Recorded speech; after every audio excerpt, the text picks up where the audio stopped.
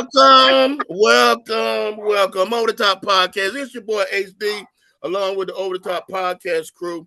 Hey guys, we have a special show going on tonight. We're gonna start a new series about the positive images of marriage. We see on Facebook and social media how negativity of marriage and don't do it and all that crap that you see. But we're gonna try to dispel some of the myths. And we're gonna start out with just something like a married men conversation. So let's introduce our panel today. We're gonna start with Toya. How you doing, T? What up, though? Hello, going your way? Life is life, and life is life. That's all I can say. Good stuff. Jeff, we got one of our first guests is Jeff. Jeff Domo. How you doing there, Jeff? Hey, how's everybody? I'm doing good, man. Feeling good. Good stuff. And you one I guess, so I gotta ask another question. How long you been married? Second go around, been married going on 7 years. 7 years, okay. And what are some of the things that you say you like about your marriage? Communications. Gotta have communication. If you don't have communication, it breaks down. And when it breaks down, it's kind of hard to put it back together. Good stuff. Another guest we have with us is Andre Purick. How you doing, brother Purick? What's going on, everybody? Same question you, sir. We're gonna make it sweet, short and sweet for you. So how long you been married? I appreciate it. June 30th will be 25 years. All right. Been in the game for a minute. But been together for 30. Yes, sir. And if you had to pick one over 30 or 25 years, what is one of the best that you enjoy about your marriage? Just the love that we have for one another. Okay. In spite of everything, just the love we have for one another. Good stuff. And you also do some content also. So tell us about how to find you on your content. How can the people find you? Okay, I appreciate the plug. You can find me on TikTok, Voice of a Trucker, and on YouTube, Voice of a Trucker. And I put a little stuff out there every day. Some people get it, some people won't. Like what I like to say is, can you pick up what I'm putting down? That's right. RJ, what's the deal, man? Doing well. Hey, you a married man, so I gotta ask you the same question other married men. How long you been married to your wonderful wife? I think 22 years. 22 years. Man, I have to gauge it by my son's birthday. He's like an actual barometer, and we've been in his house 22 years, so all that stuff happened in the same year. But I mean, we found out like October he was like October he was coming, and then we had gotten married that following like spring fall area. So yeah, been since 03. Good stuff. And what one of the things you enjoy about your marriage?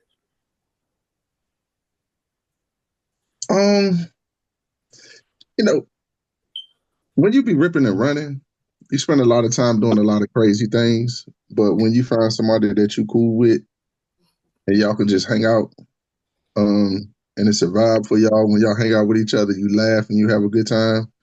That's what it's all about. Like being able to be cool no matter what. And if you can hang out, that's your person. Y'all be good together. Right. And myself, you know my name. By myself, we married. Me and my wife been married for 26 years, July 3rd. We've been together. Quentin is 27. Been together 28 years, 29. 29 years. And for me and my wife, man, she's really my anyway. She's the person I count on pretty much for anything I need. She always covers the gap.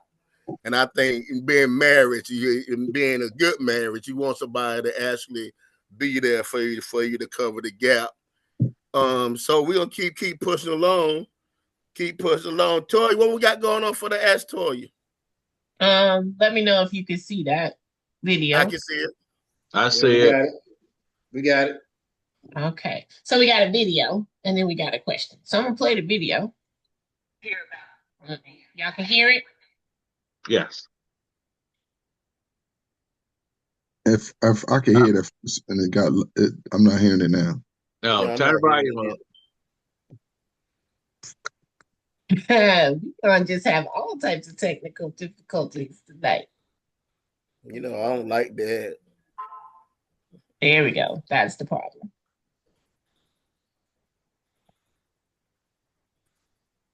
Now let's try it again. Let's refresh first. It's the rain. Huh? The Not the rain. rain. I seen What from the Now, one can day y'all I hear want to me? feel appreciated. ride down the road past me. And then I asked him, so what are you doing? And they'll list me some things. And I tell them as a woman, she don't care nothing about all that. And they looking like, huh? I said, yeah, a woman don't Can care y'all hear about it? what you just listed. Sir, even without a wife, you would have had a place to stay. So please don't be saying you giving your wife a place to stay. I'm pretty sure you wouldn't have been homeless regardless. So you ain't doing that for your wife. You did that because you're a human being. It's out of necessity. And you need a place to stay. Don't say she got a car and I wash it. Sir, nobody cares. Women don't even care about a dirty car. If we, we really can just go get that washed. Sir, none of the stuff you hitting on does a woman actually care about. Did you ask your wife, since you were married to a woman, what do women like? What do women want? More importantly, ask your wife, what do you want? What are your things that feed you that I do? Because if you're not hitting on those things, nothing you do is she going to appreciate. She doesn't care. Did you listen? Or you didn't listen? You need to play it back? Let me know how you feel when you play that back.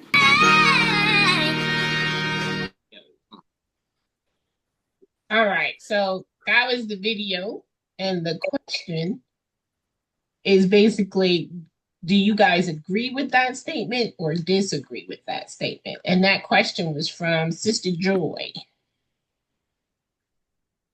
Andre, what's your thoughts? I'm sorry, let me cut you off, Tori. Go ahead. No. Go ahead. Andre, what's your thoughts on that? I heard the begin. I missed the kind of like the beginning, but I got the gist of it. It's like what we as men, well, I say not we, but some men feel like if you get a roof over their head, you wash their car, you pay the bills, that's what the women want. But in a sense, that's really not what it is. It's just the attention that a man can give a woman. Communication is key. What Dunbar said earlier. Communication is key. You can be in a cardboard box, but if you're giving that woman that attention, she'll be right there with you. Okay. RJ, what's your thoughts?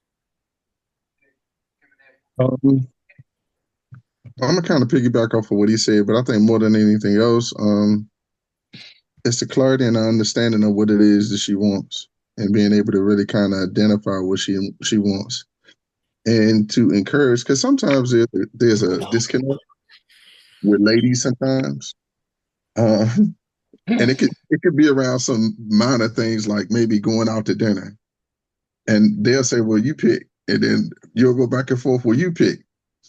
Functionally, the identified place is to really kind of get into the sweet spot where you can ask her what she needs and be sure that you can identify what it is she needs and then give it to her within reason and have her be able to meet your need as well. Yeah. Well, communication, you got to have that to find out what's going on. Also, you have to be able to pick up on some of the things that she says or way she do. Now, go back to my man here about going out. My wife and I, we like to go to this little place up in Berea, it's a little buffet. So she enjoys the soup. It's a sweet and sour soup.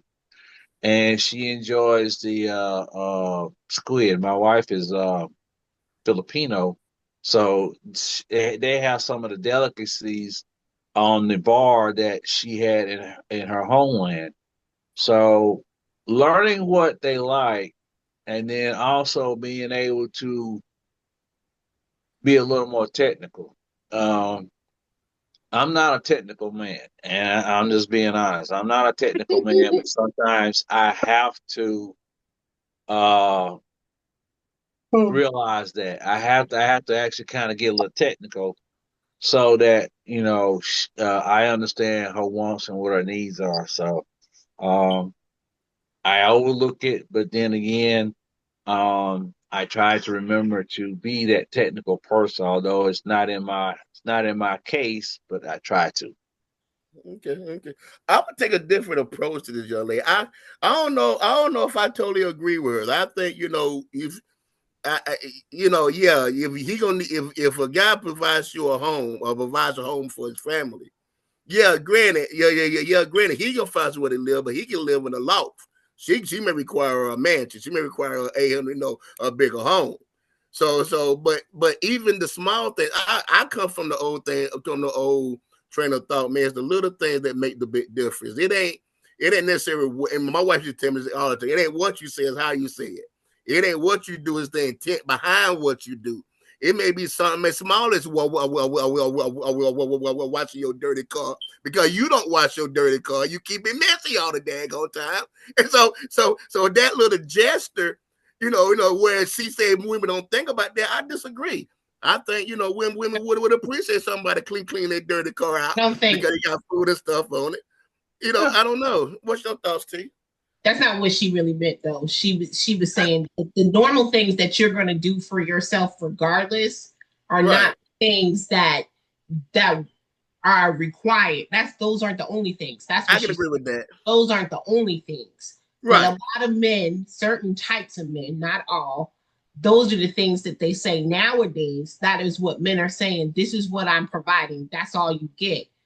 What she's saying is that, listen, you have to ask your wife, and y'all do, I know y'all do, what it is that you want, and vice versa. Women have to also ask men what it is. You have to learn each other's person. And like Ron said, your wife or your husband is your person. Mm-hmm. And it got to be intentional. I think it got to be an intentional ad. It can't be this random ad. It's got to be intentional. I would say this too. A lot of times, man, I like certain things, like, right. So for my wife's birthday, we went out to eat, and it wasn't a typical place we would go. And I don't know, man. I made an OG call. I was just like, man, this is where we going. I don't know. The Holy Spirit was like, go ahead. And when we went there, it was really nice. Dim, candlelit, 3-course meal was really dope, and we had an excellent time.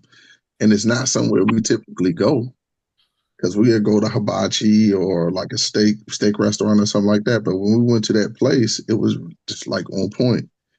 And those are things that you win points for sometimes. Thinking outside of the margins. And also, like I said, man, connecting with your higher power and asking what your mate need. Go ahead. Jump back in there, Henri. What's your thoughts? If you got anything to add to that? Yeah, what he said was spot on, man. Sometimes what me and my wife do, we do things on the fly. We might go somewhere, it's like on vacations. Everybody goes to certain places on vacation, but we'll pick the most unassuming place to go and find out we'll have a good time. We have a better time there than if we would have went to somewhere like, just case in point, we went to Myrtle Beach. We didn't never go to Myrtle Beach. And now I'm in South Carolina. I ain't never been to Myrtle Beach. But I've been to Wilmington. I've been to Savannah, all these other places. But it's certain nooks and crannies of places that people don't ever look at, that you can mostly have some good fun. And me and my wife, that's what we do. We like to be spontaneous. You know what I'm saying? It's not having everything in the cookie cutter prescribed way, but I might just say, hey, baby, get some clothes together. We're gonna take out this weekend. You know what I'm saying? I ain't did it in a minute, but you know what I'm saying? That's some of the things that we do. We might go somewhere and eat somewhere, or just go to the park, or go somewhere, sit out, or do whatever. But just being spontaneous, man, is a real good way of keeping things going and things of that nature. Yes, I definitely think, and I appreciate you guys still been having fun with your mate. I think what she appreciates, a sounding board. What she appreciates somebody that knows her. So I definitely appreciate that. You get the last word on this one, Toy.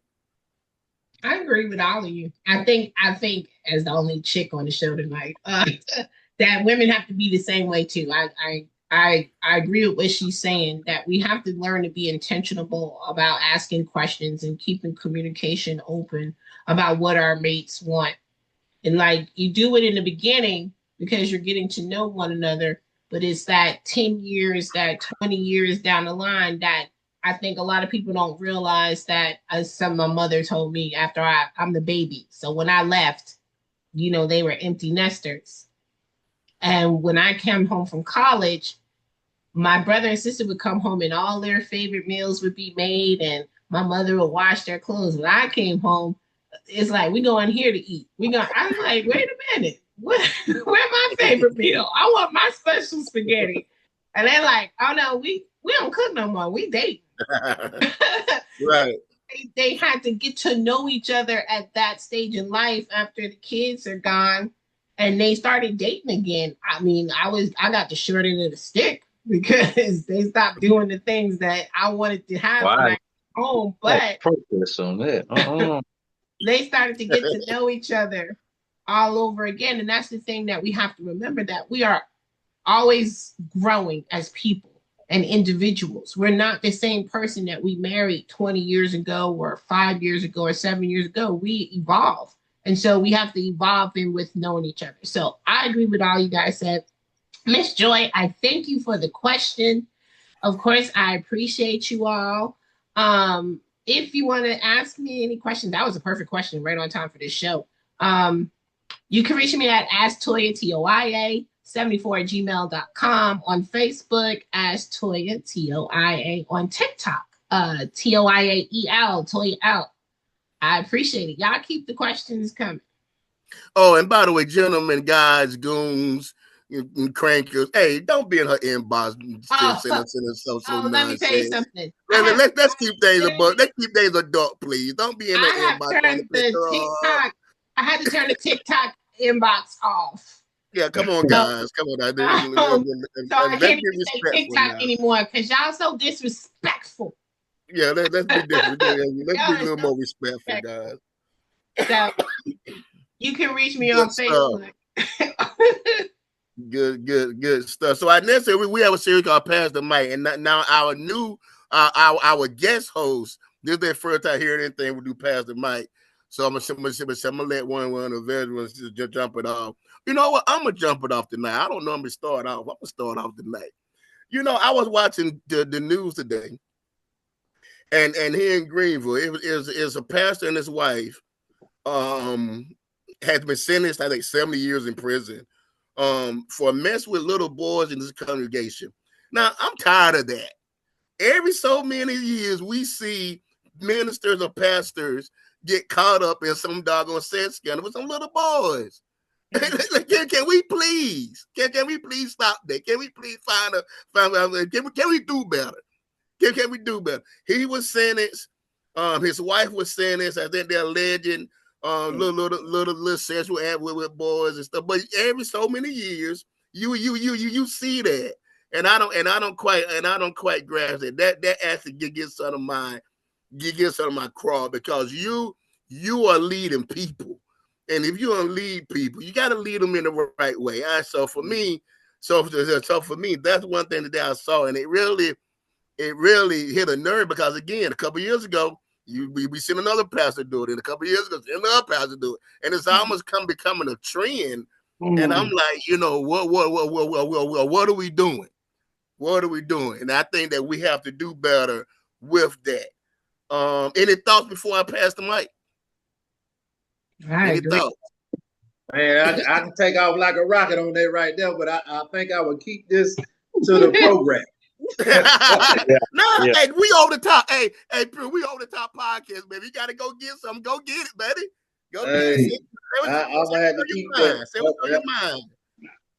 Well, I just put it like this, man. If everybody has problems. Everybody has different issues that they deal with. But for me personally, if you're gonna follow that book and preach that book, you need to walk that book. Now, ain't nobody gonna be perfect. I say this to myself all the time. I'm an imperfect person serving a perfect God on my way to perfection. But I would never put myself in a position to where I would fall from grace because the simple fact I have not dealt with something that God is taking care of on the back end. You feel what I'm saying? So it don't matter what it is. It could be adultery or whatever it might be. But you can't get up in them places, man. And I have two things that I don't like, and I'm gonna leave this alone. When you mess with kids and you mess with elderly people, Yeah. the Lord's still working on me with that. Yeah, no problem, no problem. So I feel you, Dawkins. I feel you, Henry. So yeah, man, that gets something to me every time, man. When I hear you. It was like, come on, man, we gotta do better than that. Right. Yeah. The Lord need to work on that, man, because I think there's a point in time where the community got to check itself, especially when you talk about what took place in that situation. So checking that individual and addressing what's going on with him, he ain't gonna make it in prison. No, No, he's not gonna make it in prison. Nah, he ain't gonna make it. And he shouldn't. I don't know, man. That is crazy to me. Ron, I'm gonna pass the mic to you, big Ron. I'm sorry. Go ahead, Jeff. Go ahead. Cut you off. Go ahead. Well, most sexual predators are in plain sight, and most of the predators are where they can give comfort to their prey, and most of them are in the church. Catholic Church is really bad. But it's also in all forms of congregations. They feel like you have to gain confidence. When they gain confidence, then they begin to start working on it. It might be a couple months, 6 months, maybe a year or something, and then they start moving in. They got to gain their confidence. But you also have to be aware of how the children are acting, especially if it's a pastor or a youth pastor, which is always bad. Youth pastors are usually the worst ones. See how the children act around this particular person. That gives you some kind of a flag right there, and ask questions. So predators are always going to be everywhere, but usually in the church, that's where they usually gain a lot of the confidence. And if the child is easy to manipulate, and that's the ones that they go after, the ones that they can easily manipulate, gain their friendship, and once they gain their friendship, then they begin to work on them. So it is a sick thing, and you're using God's word, and it's not good, because when you stand to be judged, you gotta be judged for that. That's right. Keep an eye on your children. All right, I'm gonna pass the match to you, Ron. Man, there's a couple of things rattling around in my head, but I'm gonna stand on this one. Not trying to be political, but really being political, man. Voter apathy. Our unwillingness to cast votes, the vast majority of the people in our country has really kind of facilitated a place where, as a country, we never thought we would ever be. And all I could hear in my head was McCarthyism and some of the things that we're dealing with in relationship to this gilded age that we're trying to go back to. The cutting off of education. You can't go past $150,000 in student loans, which, to be a doctor, generally it's a lot more than that. Right. What I'm really actively seeing right now is a separation between the rich and the poor. And what we have to really kind of be aware of is that we don't yield our right to have access to the freedoms that we normally enjoy. One of the great pastors that I liked, that man is gone now, God rest his soul, Miles Monroe, say, if you don't understand the value of a thing, you doomed to abuse it.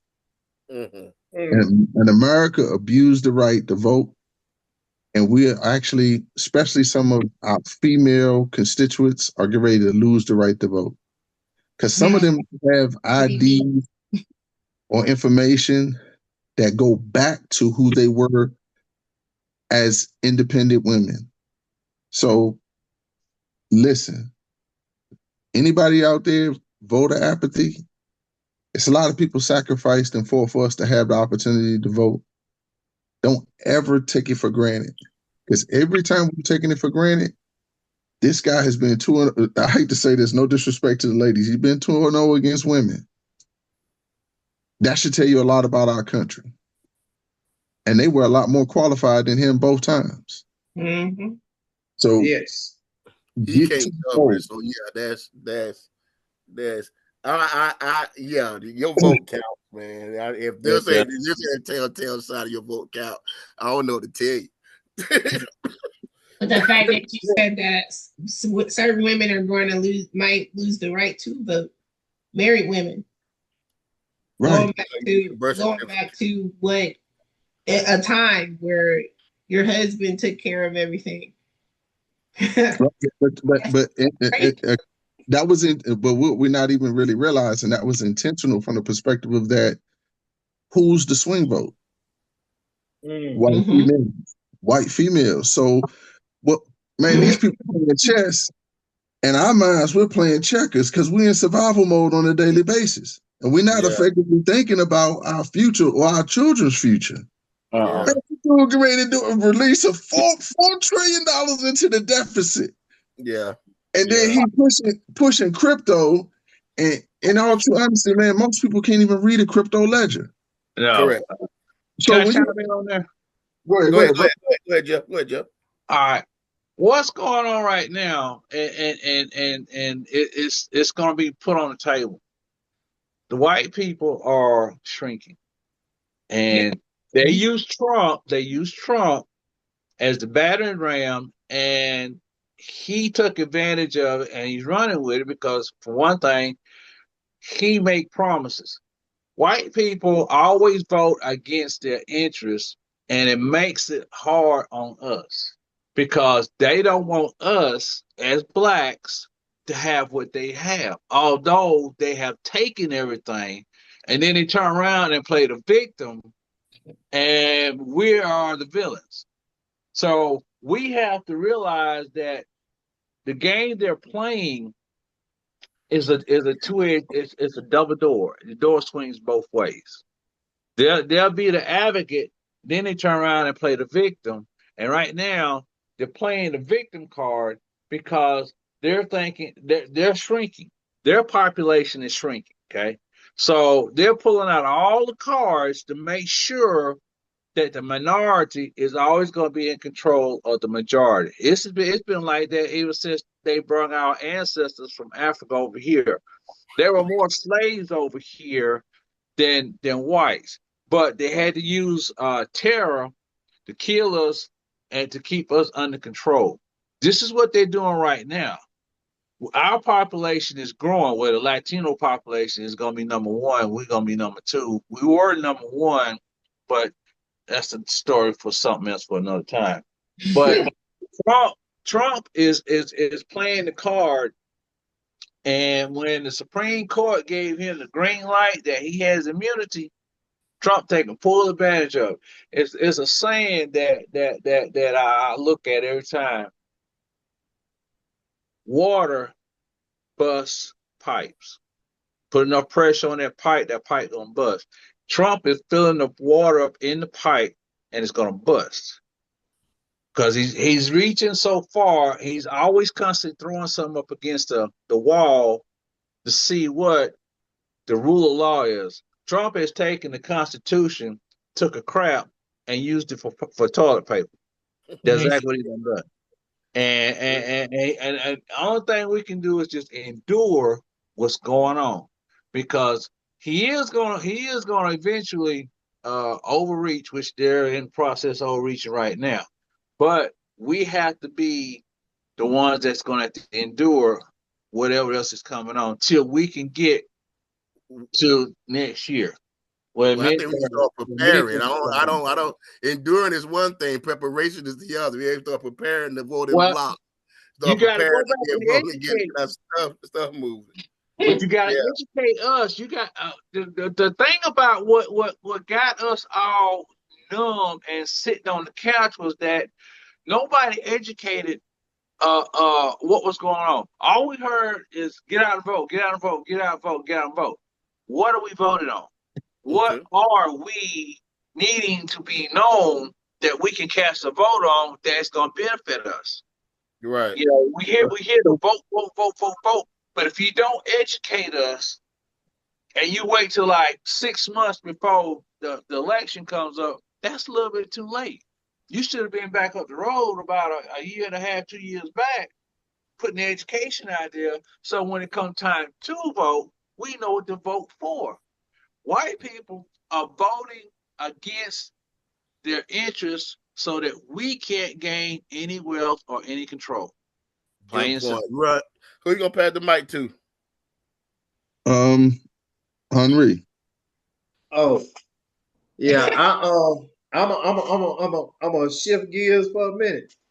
I don't know if anybody has been looking at the news or either checking out YouTube, TikTok, Instagram, or whatever, but this AI revolution is happening right now. Yeah. The things I have seen, it just blew my mind. You can put a prompt in ChatGPT and you can come out with a video and it looks realistic. Yeah. Now, Google just rolled out some things a couple of days ago of I think it's VEO.3. These videos are so realistic that you would be fooled. I'm talking about food if you don't know what to look for. And a lot of people don't know what to look for, but they have been doing things already. Now, just think about it. It's just not rolling out, but I believe they've already had this in place, but they're just rolling out to the public. So if anybody's been checking out the news or anything like that, a lot of the elderly people have been getting random phone calls from people that but ain't people, it's a computer that somebody grabbed the voice from maybe a grandchild or something. So now it's coming into the phone lines, you know what I'm saying? They call them on the cell phone. Grandma, I need help. I need you to send money. So people are getting swindled. With this right here, is videos that look so realistic to where it's gonna fool you. So I had put out there one time before on TikTok. I said, with all these AI that's going on, just think that we're here now. 6 months down the line, you're gonna look at TV and you think you're looking at something live, but it's not live, it's AI. So I said like this: all you have to do is just have the spirit of discernment to know the difference. But even in that, you can't believe everything you see and only half of what you hear. If I'm not in your presence, I can't really just believe. I got to hear the words coming out your mouth in real life. Because it's going to come to that point. If nobody, I'm not trying to do no doom and gloom or nothing like that. But we are on the precipice of a revolution that's going to happen. So we just need to prepare ourselves. That's all that's on my mind right there. It's gonna get out of hand. And every time I hear about AI, I think of the Matrix. And Matrix, that movie right there is imitating life. And where AI one day wakes up and decide that it's gonna think for itself and do for itself, man, it's done. Yeah, good stuff. Who you gonna pass the mic to, Henri? We're gonna pass it to what's the name? I can't pronounce the name. What's it? Toya, Miss Toya. Is it? Oh, my bad. I had the thing on. So I'm gonna talk about since there's all men on the show, make sure you're getting your yearly exams. we are all at the age where y'all need to be getting y'all prostates checked. You ain't gotta get a finger up the butt. You can just it'll start off with a PSA test. And if your PSA is at a certain level, then then you might have to get the finger up the butt to see if your prostate is enlarged or something like that. It's not that invasive as it was, but you should be getting it done. It is a very important test. Your colonoscopies and endoscopies. Y'all have to take y'all health seriously. We have too many people leaving us too soon because men are stubborn. I get it. But keep up on your health. Make sure that you're going to your doctors and that you're seeing not just your physical health, but also your mental health. It's okay to not be okay. I have to say that on a daily basis. I have to tell myself that. But for our brothers, we really have to express that, especially to our young men too. It is okay to not be okay. Your mental health should be the number one priority in life right now because you are attacked every day. As soon as you walk out that door as a woman or your wives, we are in constant fear of what can happen to you. So your mental health, your physical health, just start chiming in and taking care of yourself. I know a lot of us, like Ron works out every morning and stuff like that, which is wonderful. But your normal tests that you have to get done yearly, that prostate, we African-American men are the highest rate of prostate cancer. And it is hereditary. So if it is running your family, then you really need to be getting that prostate checked and your colon checked and your just your blood work period. Because I love y'all. I want y'all to live for a long, long time. Facts. Be around your children. So I'm gonna pass the mic to Jeff. I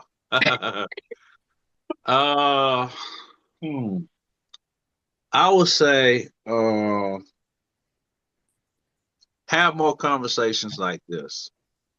And when I say more conversations like this, we have to learn to communicate, go back to communicating with each other, strangers. I walk sometime and I'll walk into a store. I see a black person. That's what I get. I mean, we're black. We're each other. I mean, how is it gonna hurt? Say, oh, hello, how you doing? Even to the some of the young women. Hello, how you doing? You open the door for them, they walk right through it. You know what I say? You're welcome. Right. There's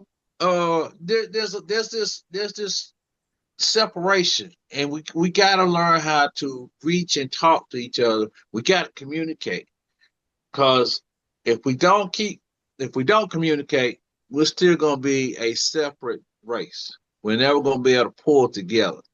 You put 10 of us in a room, come back in 30 minutes, there's an argument going on. Can't sit and have, if you can't sit and have a civilized conversation like we're having right now, then how are we ever going to pull together and unite? Good stuff. I think that kind of tied to what we're talking about. I think one of the main issues with marriage is the unspoken expectations or the unspoken communication that we have with our mate without them knowing without them knowing that you have those expectations, because with lack of communication. So that's great. All right, let's jump into the main topic, man. In 1960, 61% of all Black Americans were married, but by 2008, that number dropped to 32%. The average length of marriage for the African American community is 9.3 years, with 50% of African Americans have never been married. This decline has been attributed to various factors, including high mortality rates for Black men that Tori was speaking on, high imprisonment rates, low income for potential partners, and unemployment. So we're gonna jump right into the questions. Ron, I'm gonna go with you first, sir. What are other factors do you think think is the reason for this decline in marriage? I mean, distinctly, there are some government programs and some government attributes that were really kind of impactful. I remember seeing this clip of this gentleman talk about the federal government come around in the late 50s, late 40s, early 50s, and giving out what we call welfare checks. Those welfare checks were given out to some of the families to destabilize the families and to support them having needs met by removing the men from the family. That was a major impact in our community because that's the thing that happened. 2 generations later, I see another clip, and I see a clip of young ladies talking about they don't want to have their baby fathers in their children's life. So the germ that they planted in the 40s, 50s, and the 60s manifested in the 80s. The key component to that is our unawareness of some of the external factors that have impacted the internal factors with us as a community. Meaning, like all these outside things, we've not effectively been connected enough to really understand and withstand aspects of those forces that have been impacting our marriages. So what we have to really get back to the core of is, and this is one of the things that I talk about a lot, we don't know our partners a lot of time when we get married. We don't court. We don't have a fair understanding of who it is that we're dealing with when we get married. So when we get married, we're surprised to see certain behaviors. The real attack, and I'm gonna be truthfully honest, without going down this rabbit hole that I could go down, Rockefeller wanted your children, black and white. We just have, when America has a cold, we have a flu. So what we need to really understand is the importance of connectivity, having sound families, getting back to our roots. Because one of the things that really made the family be attacked is that we had movements funded. Martin and Malcolm were funded by black families. And what we don't understand is that we are stronger together. And those black families during the civil rights movement funded those things that took place with those pastors, those marches, things of that nature. And when they broke those families up, that funding, that standing in the community went away. Good so stuff. The deterioration of marriage is at the core of that unit. Anybody have a quick response? If you can jump in right quick, anybody? I got one. Agree. I got one. Okay, go ahead. Go ahead, Jeff. All right. After Martin was killed in 1968, the government realized how strong that the black family was. They went in and they had to break it up. They had to dismantle the black family. That's where they come in with what he just said about the food stamps and the welfare checks. But the stipulation was the man had to leave. That's the dismantling of the black family right there. The man had to leave and the woman had to get on welfare. That's control. They controlled the black family right there. That's how they dismantled the black family. And the only way, if you really want to see what I'm talking about, look at the movie called Nadine. It had Diane Carroll and James Earl Jones. That movie right there will tell you how they dismantled the black family. And that's how they started tearing down the black family. That's the reason why today, most of our people, children today, don't have any morals, don't even have traditions because they dismantled the family. Okay. I want to go a little further than that, but I'm going to stop right there. I'm going to say this. It's the movie's Claudine, but Claudine. So here's the problem too, because every time they step in to do something, and I agree with you on saying that, it rolls over. So today, literally, white women are higher recipients of welfare and food stamps than African Americans are. It's 10-1. When they saturated the community with drugs, it rolled over into the white neighborhood. HIV rolled over into the white neighborhoods. So everything that they do kind of falls back too because it rolls over and then it becomes a problem. So like we have the war on opioids right now. Well, we're the test problem. But yeah, but what I'm saying is that it does roll over and backfires in a sense, but not really because it affects us longer because of course it started with us. And so the effect is longer. It'll take us 200 years to be able to literally catch up financially. Right. So there's the problem in itself. Andre, get in there. Yeah, I was hearing what it was saying, but it all boils down to this. Yes, we had some things against us. Yeah, we had government programs against us. Yeah, we had this thing against us too. But one thing about it, man, is really in a marriage is two people becoming one. Mm-hmm. And I'm just gonna go from a biblical standpoint. The two shall become one, and that's not an overnight job. That takes some sacrifice. That takes some understanding on both sides. That takes some battles within on both sides. That takes for some compromising. But ultimately, one thing about it is a strong nuclear family is really what marriage is.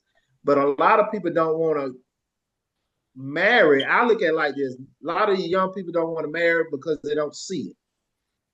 And if they see some might see it. Like I had one of my son's friends seen it. He said, "Man, I watched you for years. You and mom, y'all been together for a long time." I'm like, "Yeah, but it takes work. It takes work. Working meaning we got to fight this over here. We got to fight this over here so we can stay together." Good stuff. Good stuff. So I understand what all the statistics and all this other stuff coming, but it really boils down to us and do we want to really compromise and make things work? Because it's a lot of we in a microwave society right now. That's right. That's right. Don't nobody want to stay in the crock pot. No, they don't want to stay cooking that long. They don't want to simmer. They want to quit. Jeff, you answered the question I was gonna ask you, man, about the systematic plan to disrupt the black family. So you don't answer that question. So we're gonna keep pushing if you don't mind. We don't answer that one. And you did a great job of that, so I do appreciate that and your points. But Henry, I'm gonna come back to you, man. Do you believe that we have lost? I mean, you touched a little bit of the true foundation of the meaning of marriage. I mean, when you say that a lot of people don't see it, have we lost that? Have we lost the true meaning of it? Just about. Yeah, brother. I mean, what you see on TV sometimes don't even. I remember the times where we used to have like Family Matters, where you would see a strong black family. A lot of the TV shows don't even have the strong black family in it anymore. You don't have that strong male black figure in those programs anymore. So some of these kids that's coming from these broken homes or homes that don't have a father in it, they don't see it.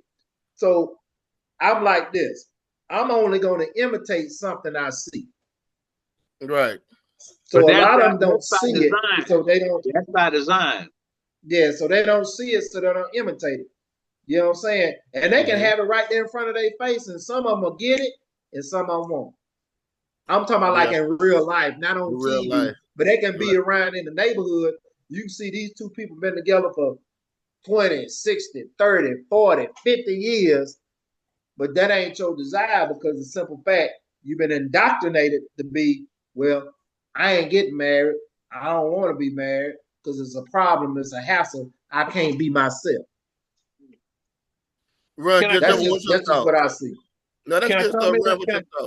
Well, I think one of the things that we kind of miss out on is this, man. This for me is the truest statement I can make. I've been married twice. The first time I was married, I was counseled the right way. And that gentleman, man, was an honorable person. His counsel was so good, god daggone it, I shouldn't have got married. That's Well, that's just being transparent. But something that Hank said one day, it kicked in. But the other part of what took place for me was the relevance of understanding the importance of marriage and somebody really explaining aspects of what it is that it takes. And one of the things that the gentleman told me that played in my head is I had bad counsel the second time. I had bad counsel, but I've been married 20-something years. And what the gentleman told me the first time, he said, man, if something takes place in your household, no matter what it is, it's your fault. You the man of the house. And when he said that to me, man, I was like, man, that ain't fair. And I didn't grow up in the house with my father with a level of consistency like he wasn't there. I had a great grandfather, but my father wasn't present. So understanding what it is to be a man and to really stand in that, and even that failure, because I remember what it felt like to be divorced. That's a covenant agreement. It was a bad feeling, man. It was a bad feeling. So understanding that point, you purpose to try to do that thing the right way. And I think that counsel is what really kind of set it apart the first time to the second time.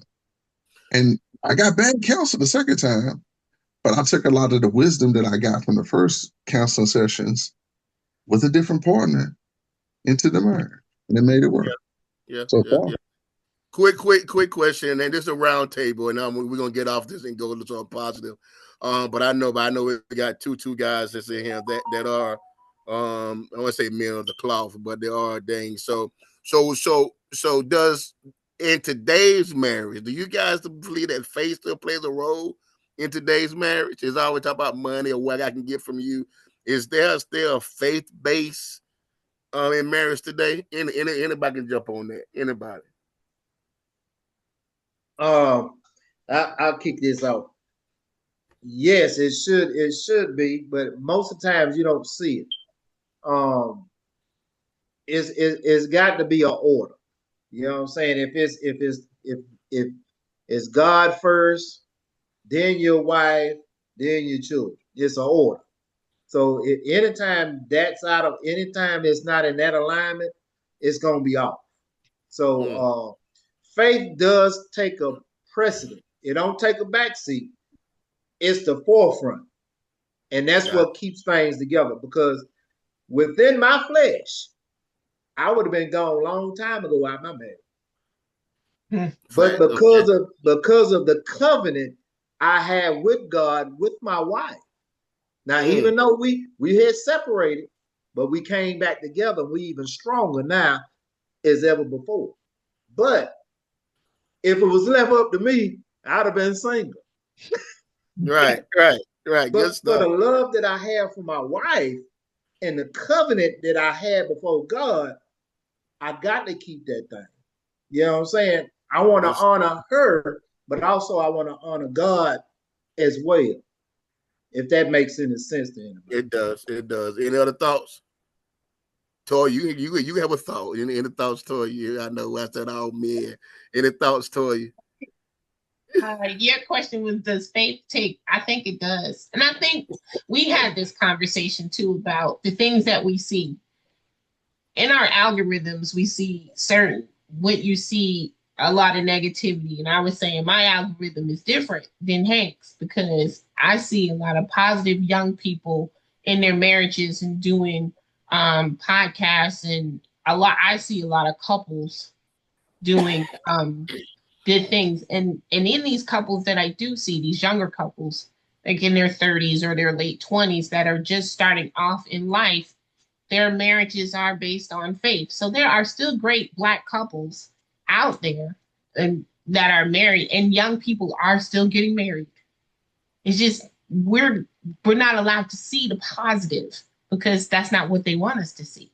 So our algorithms kind of go towards the negative, and the women that are saying, I don't need a man and all this other stuff. But I agree with you that it's God and then my husband And then everything that's, as my dad says, everything flows from God down through the family. I agree with that. I want to say something too, though, man. What the reality of it is this. To me, love is duty. And what I mean by duty, when you have a duty or you have an expectation at work doesn't care about how you feel about certain things. It's got to do it. And so when you apply that type of knowledge and wisdom and work at that situation, then a lot of times it works. It's not saying that you're not going to have rocky roads. It's not saying that you're not going to have issues. But at the same time, if you really committed to that person and in the process, because a lot of us have children as a result of that process, that duty would going to inspire you to continuously do what is right, no matter how impactful your relationship is, because there's not going to be a level of reciprocity in terms of a relationship all the time. You're just not going to get a return on your investment all the time. It ain't going to happen. No. So you just got to be prepared for that. Good That's stuff. Right. So, That's right. So, That's good. Go ahead, Jeff. If you don't have God in both of you, if you don't have God in both of you, if you don't have faith in the good Lord, it's not going to work. There's always going to be a time where Lucifer's going to test you. But if you got faith in the good Lord's going to get you past that. And he's always going to test you. But your faith has to be strong. It has to be to where you both are joined together to fight whatever Lucifer puts before you. If you don't have that faith, the marriage is going to go a separate way. But also at the same time, it's a design. Marriage is designed. Today's marriages are designed a convenience. Then when it gets too hot in the kitchen, I'm gone. There's no faith there. There's no God there. That's just that's more of I'm trying this on to see how it works. It don't work. I ain't gonna stick with it. If you don't have God first in everything that you have, nothing's gonna ever work. You gotta have God first, your faith in God, your belief in God, and the belief in your mate. You gotta have God first, you faith in your mate, it'll work. If you don't have God at the first, at the head, it ain't gonna work. Good stuff. So some of the benefits of the Black married couple is greater wealth and economic stability, improved family functions, and for his children and raising children. I mean, studies show a child that comes from a two-parent household is a whole lot better outcome than a child that's raised in a one-family. That's not to say that one-family household cannot be a stable raising. I'm not saying that. That's just what the statistics say. Stronger parent-child relationships. I mean, so you can get along with it better, and a greater community and stable community. So these are some of the positive things. It also reduces crime and incarceration rates. Because I tell you what now, I mean, if I'm out there in them streets and there's somebody approach me the wrong way, I gotta think about the first thing I think about is coming home to my wife. Now, if I can't get home to my wife, then that's a problem. That's a problem. I would defend myself, but the goal is get back home to my wife and my family, because that's what the most important part is. The economic advancement. A lot of people think when you get married, it's a money play. It is, but if you use your money together, you actually can make more money than you would being single. Ron, I'm coming with you with this one, man. How important is it to get you and your spouse on the same page when it comes down to the functions of day-to-day activities of marriage? It's very important, but I think sometimes, man, what I've really realized, is the ability for you to maximize each person's potential in a relationship to the things that you got going on. If your significant other is better at something, then you let them lead in that. If I'm better in something, then I let them lead in that. But I ain't gonna have like a say, and she's gonna have a say. So effectively, leadership to me is not necessarily dictating to someone. Leadership is really setting the table for there to be functional cohesion and working together. You know, the one thing that I say that really makes it hard in our society, we're all tribal to a certain degree, and men play a lot of team sports as young people. I don't see a lot of young ladies play a lot of team sports. So when we come together, we have to really keep that in mind. That leadership, we might be the first man that really has developed a level of consistency with a woman to lead them or try to purpose to lead them to do anything. So that comes with us understanding our mates on a daily basis and emphasizing the strengths that person has, working through the weaknesses, and trying to bring those things out so we can incorporate what's best in both of us to make the solutions on a daily basis. I think that too falls in line with what you were saying. What y'all were talking about earlier about how if you don't see it, how can you emulate it?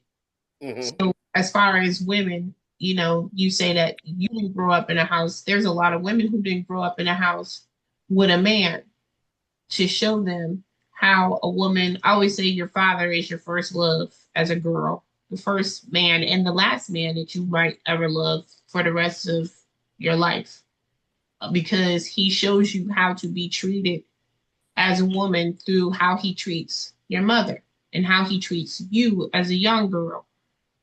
I always say I never knew the things that my mom did out in the world as a young girl, like her accolades and what she was and how great she was at her job, because when she came home, she was just a mother and a wife.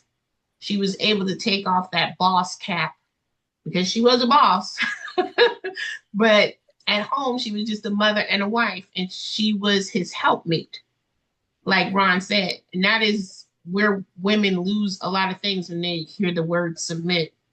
It just blows your mind now. Like, what? What? But I always tell Scoot, like, it's my job. I'm the administrative assistant. So I'm going to run what needs to be run. And if you can't do it, then we'll figure out a way to do it together. But literally, it's just that as a helpmate, that is my job. I think a lot of women don't seem to do that because they've never seen it. And that might be a problem, too, with a lot of marriages. And knowing, like Ron said, and knowing your partner and getting to know that part out. In courting, you find things like that out. You know, another thing we don't even really realize, man, 90% of what we do in terms of our learning is modeling. Mm-hmm. So what are you modeling on a daily basis, right? And one of the dopest things I've seen, if you could see things with a spiritual eye, if you have a moment to see it, like if you see a couple, I had a friend of mine's at her birthday party, I met her mother, and then I met her father. And I was like, dang, this lady is brilliant. And dang, this lady know how to move. But she dang sure knows how to affirm her husband and put him in the place that he deserves. And it makes the family work. I got another friend. We debate often about like family values, various aspects of political politics and things of that nature. But when he talks to me, I can feel the essence of his mother-in-law coming through the things that he's saying, because she was truly a virtuous woman. Mm. And when you hear that, when you hear what she did and how she raised her children and the benefit that he got in marrying into that family, that's what a lot of us are not necessarily seeing at all times be emulated. You know, financial education, spiritual education, emotional education, as well as academic education, making a whole person. And I think that's what we're actively kind of like missing. And sometimes, man, seeing that, being able to see that and step back and see that, and then people look at you, they be thinking like you weird because you can see it. Because in some situations you have not seen it. You have not been in spaces that you share with other people. Mm-hmm. So you're trying to find that. And then when you're trying to pull your significant other to that space, hey, look, we need to do this. They look at you like, no. Because see, that's the one thing we don't even understand too. And I'm gonna say this, and I'm pretty much done on this topic. Being in headship is warfare. And I think sometimes what what you don't realize is when you take on that woman, you take on all of who she is. All her demons become yours. And you're still fighting your own. Mm-hmm. And vice versa. Andre, jump in there. What's your thoughts on that, man? A lot of information was shared. I ain't heard from you in a minute. Jump in there and see what. Hey, see what but hey, run got me going over here. I'm trying to hold my mule. Now don't hold it. Hey, go. Hey, you can let it go. You can let it go. Go cook a little bit. He was hitting it, man. He was hitting it. Yeah, a lot of that. I'm just saying, yeah, a lot of things when you, like I said earlier, them two becoming one. It's happening to compromise, not compromising who you are as the core being, but compromising knowing that she is the weaker vessel. Understanding that what he was saying about the virtuous woman. I heard what you were saying, Ron. I read Proverbs too. So that virtuous woman, a lot of them don't know that they already have that in them. But like we were saying earlier, they've never known how to be modeled. So right. it takes a man. Not saying anything, Toya. I know you're the only woman on here, but sometimes it takes a man to pull that out of that woman. Now, I'm like this. I know there's certain things that I can do, and I know there's certain things that I cannot do. That's why my father gave me a reel, and that's my helpmeet. I heard you, Tanya. So that's my helpmeet. So I know she's a better negotiator than I am.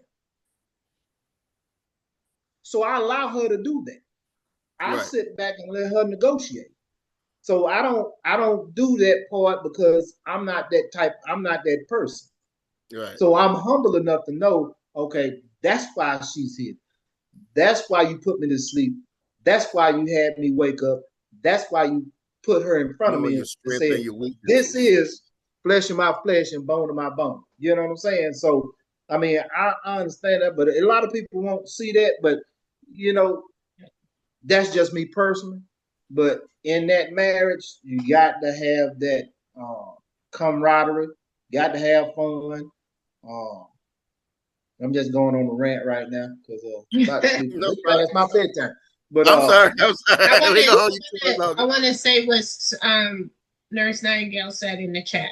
She said that God intended the husband to protect and provide and lead the family with love and prayers. Your helpmate is there to help discern and support the head. A marriage is not 50-50, it's teamwork and complements the other's weaknesses. Submissiveness is not a weakness, it is a desire many women want. And I want to speak on that because a lot of times, like y'all know, I am a hard, strong-minded, willed Jersey girl. Hard-headed. Hard-headed. I'm sorry. Hard-headed, yes. But what I love about this space in life, this particular moment, is like you said, all right, that you pull things out of a woman. When you find a man that can pull things out of you and that will let you sit in your feminine qualities and be an actual girl, because I am the thug tomboy, but being able to sit in my femininity and not be a lead all the time and let go of some things and just breathe is a beautiful thing. It is relaxing. It is peaceful. It is, you feel protected. Like now when we go out, like me and the girls be out, I am on red alert. I am all over the place making sure that we are not in danger. When we're with him, my brain is thinking of Fruit Loops and fairy tales because I ain't got to worry about danger because I know this man has us. So literally a lot of men be like, oh, women like you, boss chicks like you don't want to. No, that's all we want to do. I want to think about fairy tales and Fruit Loops when I'm out in the mall and I ain't got to worry about, I'm worried about what boba I'm going to get. Not about if somebody's going to shoot or whatever. He's got me. I don't have to worry about that. And that's a good feeling. Yes. Jeff, I'm coming to you with this one. As a husband, what are some of the key factors or duties you feel that you have to bring and to have a good marriage? We almost done. The key factors to be a good husband, be a good listener, be a good caretaker. Defend your wife when you need to defend her. Comfort her when she is sick. Those vows through sickness and health, death do us part. You have to take those vows and literally listen and do those vows. Case in point. My wife right now is going through a lot of stuff. There's some days I have to come home and cook and fix something for her to eat. A lot of days I have to come home and help her take a shower, clean herself up.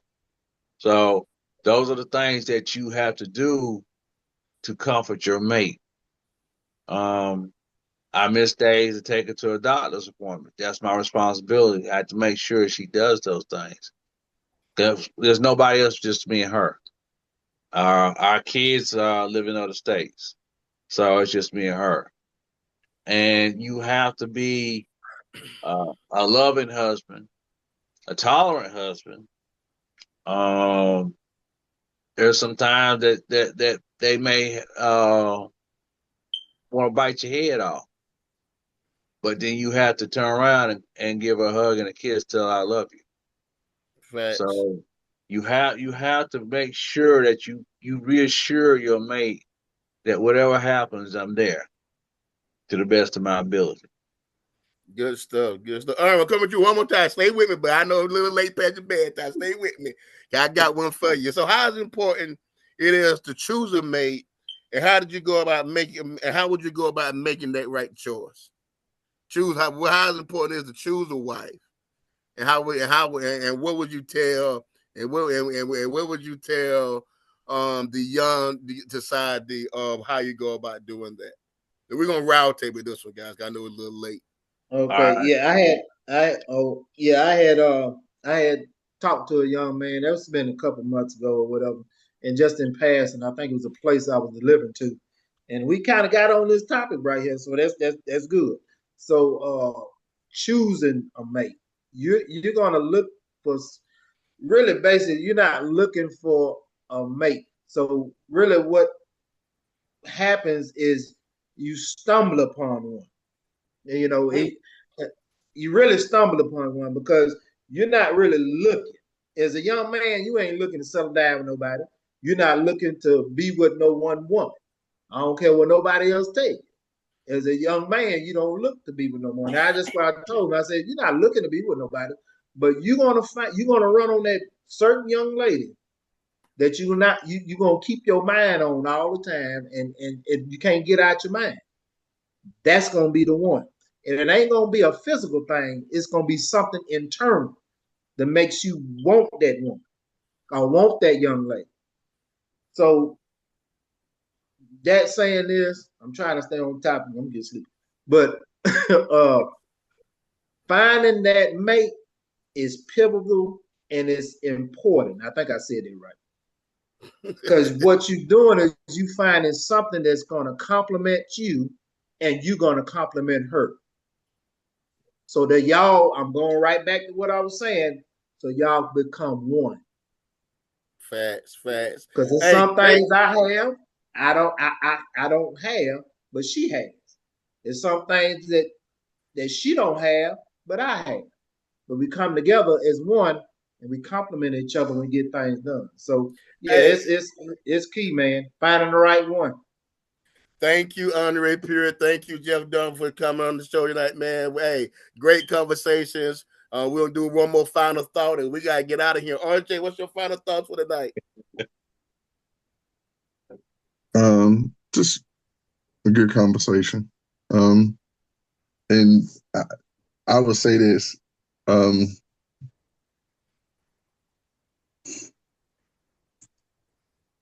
You know, I think the larger issue we're dealing with today is we have a lot of overstimulation on certain stuff that we deal with. And so working through the overstimulation and really just trying to find yourself and find out who you are more than anything else will help a lot of us in marriage over a period of time. So find out who you are. find out what you want, and then also seek to get it. Because I understand, like what Henri say, man. If it was a way to get out at points in times, I'd be out at times. I will be out, and it's not always easy. I ain't gonna lie to you, it's hard, but just sticking in there is good. So just work at it, man, and make sure you pick the right person. Jeff, final thoughts. Final thoughts. What I would tell a young couple is to find an older couple, sit down and talk to them. Ask them questions. What made their marriage this long? Give them things to think about. You gotta have a lot of things in common, but you also have to be able to be a negotiator. Be able to stand your ground. Know when to say, okay, I surrender. But also at the same time, let's negotiate. Good And stuff. if you can do those things right there, you can make your marriage work. But marriage is not a manual. Marriage is hands-on. It's a hands-on, learn as you go, work in progress. Good Every stuff. day is gonna be a different day. It's not gonna be the same day. You see the same person every day, but every day is different. Yes, sir. Yes, sir. Yes, sir. Good stuff. Period. Last word, sir. Oh man, I'm just enjoying this. It was my first time. I enjoyed it. I enjoyed all of the wisdom and insight that I done got, and I done got some things too, and I'm gonna implement. Even though I've been married for 25 years, but I'm listening to some things and I'm gaining some. Yes, But listen, sir. I'm just gonna say this real quick. Being in marriage is a give and take situation. You're not the same people. You're two different people coming together as one, like I said. So I'm in marriage because I love my wife, and I think she loved me. She's been putting up with all these years. Because I'm a handful, if you don't know it. I'm a handful, she can tell you. But yeah, man, I'm just in my marriage, man, so I won't get fined, man. I'm just here so I won't get That's fined. right. They won't get fined. Told you last thought, sweetie. Always I tell, give you last. Oh, go ahead. always tell newlyweds, marriage is a 24/7 job. It can either be the hardest job or a somewhat easy job. It depends on what you make it. Also, you're not gonna like each other all the time. But as long as the love outweighs the like, you're gonna be all right. Good stuff. Hey guys, I'm just gonna be short and sweet. Marriage is serious business, it's grown folk business. Don't play with it. Take the vows serious, take your time, find the right one. I mean, I know I got a couple of ministers on the panel. If I get this wrong, Tori will be mad at me. But they said it's better to just live on a tin roof than live in a house with a quarrelsome woman. And on that note, guys, may your next move be the game changer. Peace.